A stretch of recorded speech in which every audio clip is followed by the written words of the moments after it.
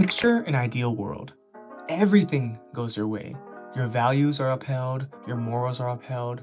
Now, I want you to imagine in this ideal world, if you could be anything, have anything in this world, what would it be? Does something pop in your mind? Now, how far are you willing to achieve that? Would you be willing to put your life on the line for it? Die for it? There's a chance depending on who you are, but would you still say the same even if you knew that it was practically almost impossible to achieve? Only a 1% chance of success. Not everyone can say yes to that. Hell, I definitely can't. But I know someone who can. Doppo Kunikida is an idealist walking the earth and a realist pursuing his ideals.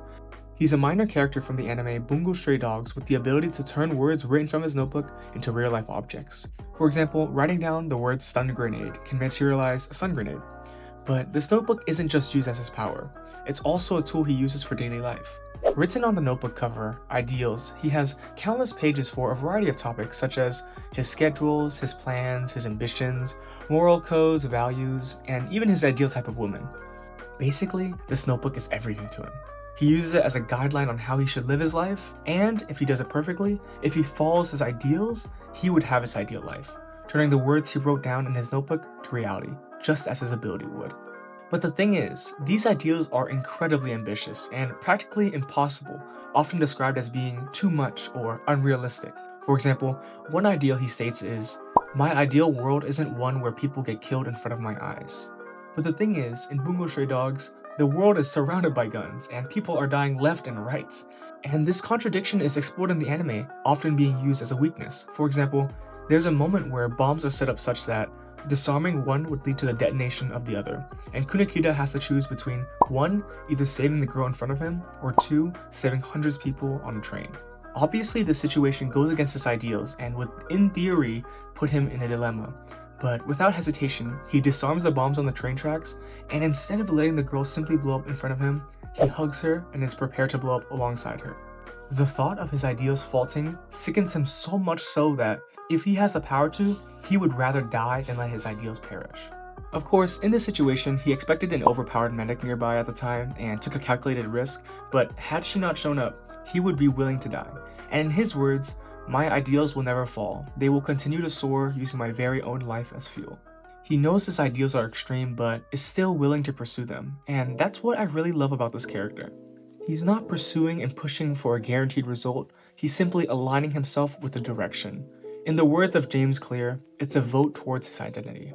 His ideal isn't a delusional hope that no one will ever die in front of me, but rather a personal vow saying, I will orient my entire being towards saving every life I can, and pursuing the vision I believe in, even if there's a 1% chance of success. So why is this important? Why babble on about a man so persistent with impossible standards he'd be willing to torture himself? I think there are 3 lessons. The obvious one is using a notebook to guide your decisions.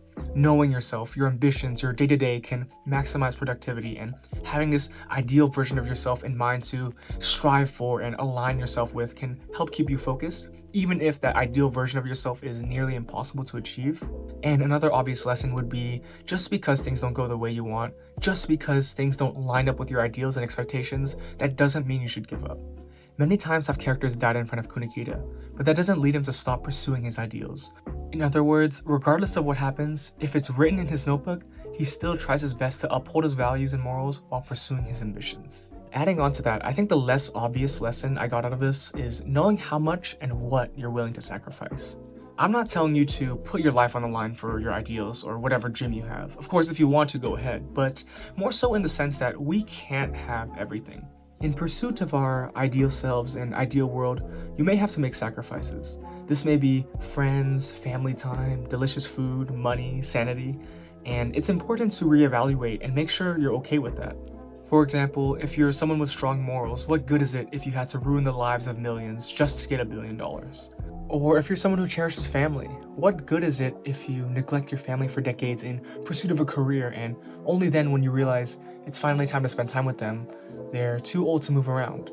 So I want you to picture that ideal again. The world, the life, the person you want to be, and write it down. Create your notebook of ideals, make it tangible, and ask yourself, how far will these words guide me? Are my actions aligned with this ideal?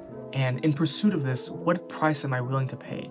And slowly, as you keep adapting and asking yourself these questions, you close the gap between your current self and ideal self, in which you may find you too have the ability to materialize your words and ideals into reality.